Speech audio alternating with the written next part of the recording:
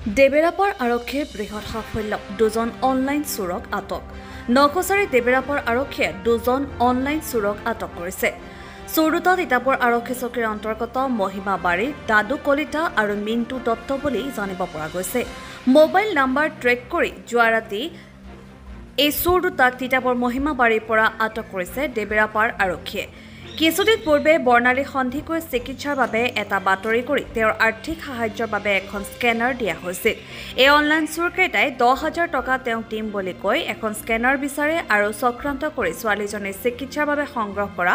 6,000 টকা অনলাইন যোগে লৈ যায় টকাকেইটা একাউণ্টৰ পৰা লৈ যোৱা বুলি জানিব পাৰি তেওঁলোকক ফোন কৰাত একো কৰিব নোৱাৰে বুলি ভাবুকি প্ৰদান কৰে এতিয়া এই চোৰকেইটাক উচিত শাস্তি দিয়াৰ দাবী জনাইছে স্থানীয় মহিলাসকলে লগতে দেবেৰাপাৰ আৰক্ষীয়ে জেৰা অব্যাহত ৰাখিছে উক্ত চোৰ দুটাৰ মৰিয়নিৰ পৰা সূৰ্য দাসৰ ৰিপৰ্ট এনি এক্সপ্ৰেছ আমি মানে ছোৱালী এজনীক আমি পইচা তুলি আছিলোঁ আমাৰ ঘৰৰ ওচৰৰ ছোৱালী এজনী তাই মানে অসুখ হৈ আছে সেইকাৰণে পইচা তুলিছিলোঁ আমি এনেকৈ নিউজো কৰিছিলোঁ তাৰ স্কেনাৰ দিছিলোঁ মোৰ নাম্বাৰ দিছিলোঁ তাৰপৰা মানে মোলৈ কল এটা আহিলে ক'লে যে আমি মেডিকেলৰ পৰা কল কৰিছোঁ পইচা 10,000 তাইৰ কাৰণে পঠাম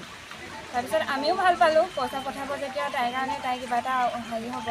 তাৰপিছত সেইকাৰণে তাৰপিছত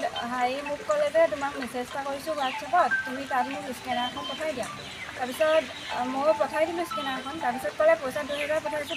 তুমি চোৱা এনেকৈ ক'লে তাৰপিছত মই চালোঁ মানে এনেকৈ 2,000 বুলি আহিছে ময়ো ভালকৈ চাবলৈ নহ'ল লৰালৰি কৰি আছে মানে সিহঁতি ইমানেই লৰালৰি কৰিছে একো ভাবিবলৈও সময় দিয়া নাই মানে তাৰপিছত তেনেকৈ মানে সিহঁতি পইচা 6,000 টকা লৈ ল'লে তাৰপিছত মানে আকৌ কল কৰি আছোঁ ৰিচিভ কৰা নাই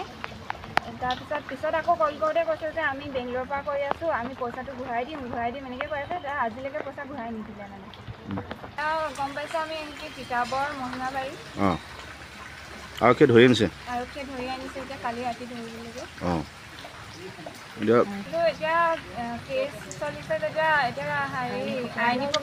আইনী প্ৰক্ৰিয়া হ'ব ন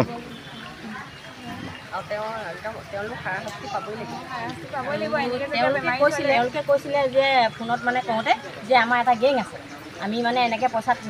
মাৰোঁৱেই এতিয়া সেই গেং ক'ত আছে সেই গেংটো যাতে আমাৰ প্ৰশাসন বিভাগে মানে উলিয়াই আমাক মানে তেওঁলোকে এটা যে